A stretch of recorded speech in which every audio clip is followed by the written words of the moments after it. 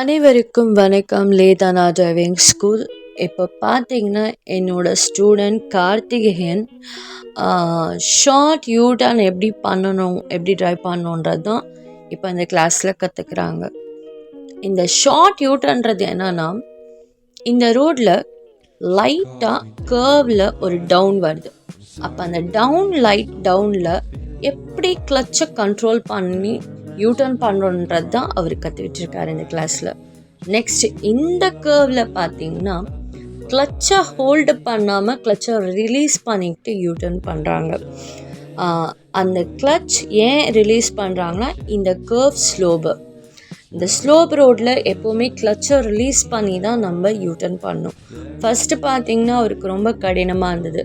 தென் அதுக்கப்புறம் சொன்னேன், நிறைய இடத்துல அவருக்கு கார் லைட்டாக மூமெண்ட் பண்ணும்போது ஆஃப் ஆச்சு. ஏன்னா கிளச் கண்ட்ரோல் பண்ணாததுனால தான் அந்த இன்ஜின் ஆஃப் ஆச்சு.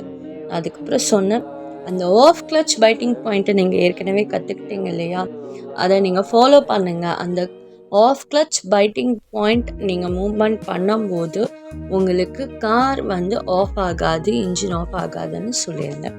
அதே மாதிரி பர்ஃபெக்ஷனாக இந்த யூடர்னில் இந்த கர்வில் கிளச்சை ஹோல்ட் பண்ணிவிட்டு அண்டு ஸ்டேரிங் ஸ்டடி பண்ணி கண்ட்ரோல் பண்ணி மூவ்மெண்ட் பண்ணார்.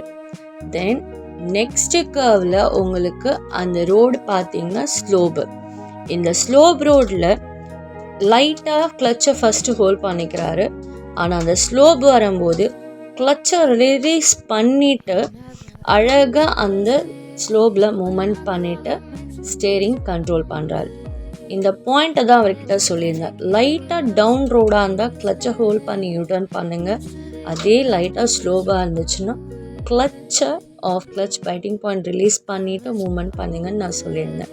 அதை அவர் அழகாக அந்த ஃபாலோ பண்ணி ஒரு பர்ஃபெக்ஷனாக ட்ரைவ் பண்ணார்.